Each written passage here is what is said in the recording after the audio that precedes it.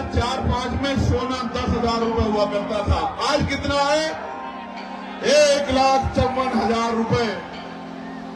1,15 लाख तो नहीं आए, लेकिन सोना 10,000 से 1,54,000 रुपए हो गया। किसी गरीब के अंदर हिम्मत नहीं बन पा रही है कि वो शादी में सोने की व्यवस्था कर ले। मैं आपको कहना चाहता हूं, ये सोने का दाम ऐसे नहीं बढ़ा। हमारे प्रधानमंत्री जब मुख्यमंत्री हुआ करते थे गुजरात के, तो कहा करते थे कि रुपए की कीमत ऐसे नहीं गिरती है, रुपया गिरता है तो प्रधानमंत्री की साख गिरती है। लेकिन आज रुपया कहाँ चला गया, प्रधानमंत्री जी को नजर नहीं आता।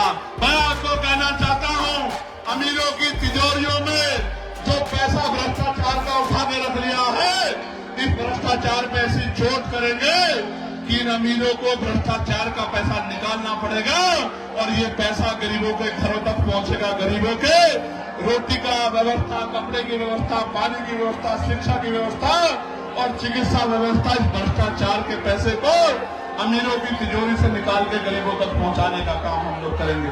प्यारे साथियों, बाबा साहब ने 1956 में जमीनों की बात की थी।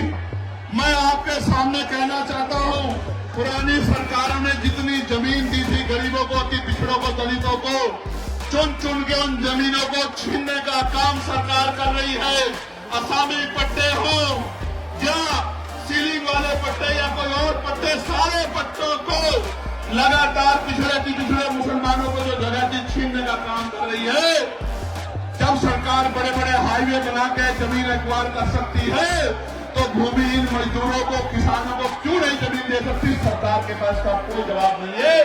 और जिन्होंने 70 साल में घर बना के जो लोग रह रहे हैं, जैसे मथुरा में एक बस्ती को उजाड़ने का काम सरकार करने की बात कर रही है, जहां गरीब, दलित, वाल्मीकि समाज के लोग रह रहे हैं। मैं सरकार को चेताना चाहता हूं, अगर आप गरीबों के घर छीनने का काम करोगे मथुरा में या पूरे प्रदेश में, या उनकी जमीन छीनने का काम करोगे, हम आपकी कुर्सी छीन लेंगे। मेरी